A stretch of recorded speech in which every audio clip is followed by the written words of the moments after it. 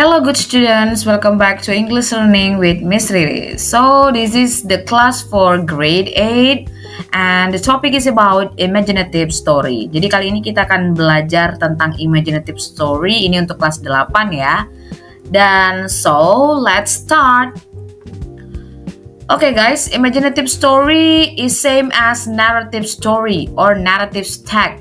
Nah, kalau dulu namanya adalah narrative text. Nah, itu sama aja sih pada dasarnya ya. So, people also call it narrative text. Imaginative story is a story that aim to amuse or entertain the audience with imaginative story. Jadi sebuah cerita yang bertujuan untuk menghibur pembaca atau audiens dengan cerita yang biasanya sifatnya khayalan. Nah, lalu apa saja sih yang menjadi tujuan dari adanya imaginative story atau narrative text ini? Yang pertama, to entertain or amuse the readers or listeners. Untuk menghibur ya, yang jelas karena dengan membaca cerita kita menjadi terhibur, kemudian membayangkan sesuatu yang terjadi dalam cerita tersebut. Kemudian, it is aimed to teach moral values or life lessons. Imaginative story juga mengajarkan pesan moral atau pelajaran kehidupan. Nah, biasanya alur cerita atau cerita yang disajikan dalam imaginative story itu ada kaitannya dengan pelajaran kehidupan, life lessons. Dan yang terakhir, to tell imaginative or real life experience. Kadang-kadang juga ada yang sifatnya real life experience ya, tapi kebanyakan imaginative story ini ya tentunya imaginative ya atau hayalan. Lalu apa saja example of imaginative story? Di antaranya ada legend, myth, folk tale, fable, fantasy story, dan lain-lain. Nanti akan ada penjelasan lebih rinci tentang contoh judul-judulnya ya setelah ini.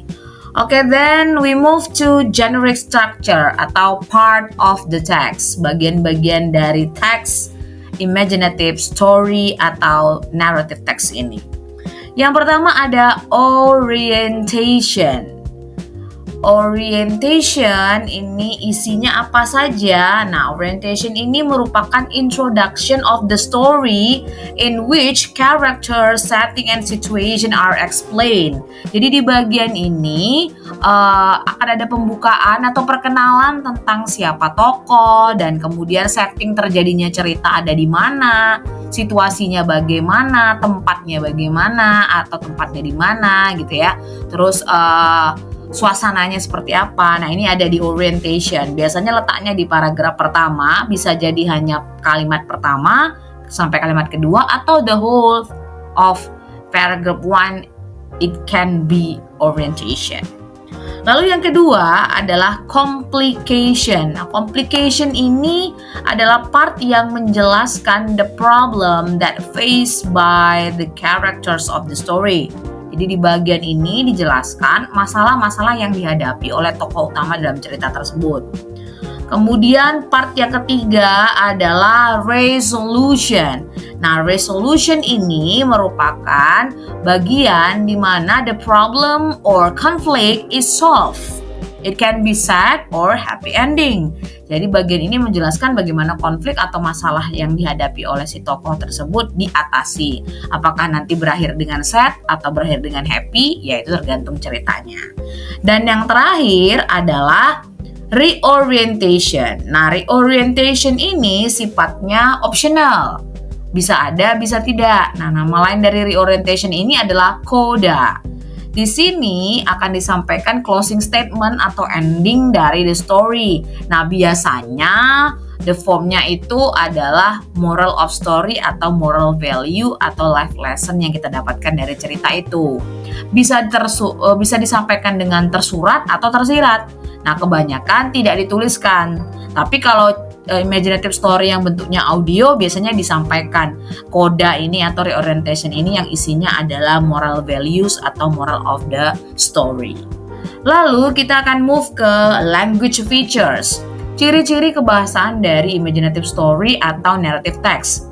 Yang pertama dan paling utama adalah imaginative story uses past tenses atau simple past tense. The use of simple past tense. Simple past tense, kata kerja kedua ya yang dipakai, sudah menjelaskan di materi-materi sebelumnya apa itu simple past tense. Nah, kemudian juga the use of action verb, ada kata kerja aktif, lalu ada connectors, kata penghubung seperti misalnya then, after that, suddenly, and finally, bla bla bla ya. Kemudian ada direct speech. Nah, ini juga penanda yang paling utama dari imaginative story. Direct speech ini biasanya merupakan dialog dari para characters yang ada di dalam story tersebut. Ditandai dengan apa? Ditandai dengan penggunaan tanda petik ya sebagai penanda bahwa itu adalah kalimat percakapan atau nama lainnya adalah direct speech. Nah, lalu examples of narrative text atau imaginative story ini apa saja? Yang pertama untuk folk tales, cerita rakyat, contohnya Malin Kundang, Timun Emas ya. Kemudian untuk fables, ini yang berkaitan dengan cerita tentang hewan, di mana digambarkan hewan tersebut bertingkah laku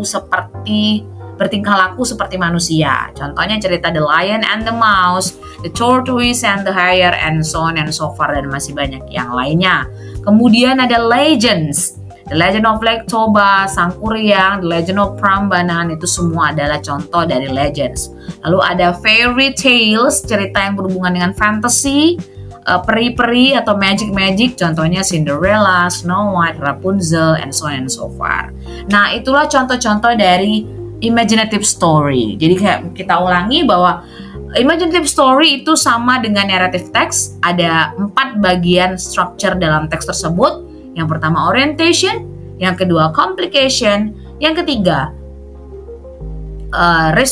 resolution, yang keempat reorientation atau koda yang sifatnya optional. Oke guys, itu saja penjelasan tentang narrative text atau imaginative story. Thank you for listening and see you on on-site class. Bye bye.